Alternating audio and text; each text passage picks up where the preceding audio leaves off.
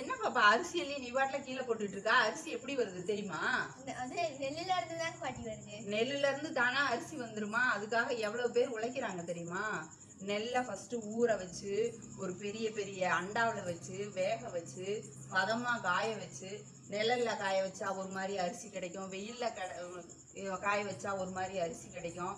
அதை போட்டு இந்த மாதிரி உரல்ல மரக்காப்பட்டி வச்சு குத்தி புடைச்சு அந்த பூமியை அடுப்பெரிக்க வச்சுக்குவாங்க, மாட்டுக்கு போடுவாங்க. அதுலேயும் நைஸ் தவிடு வரும்.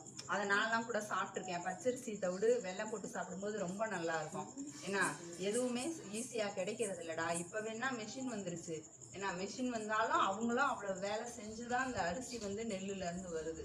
ஏன்னா இதுக்கு பின்னாடி இவ்வளோ உழைப்பு இருக்கு. எதுவும் ஈஸியாக வந்து அப்படியெல்லாம் தூக்கி போட்டுறக்கூடாது. சரியா?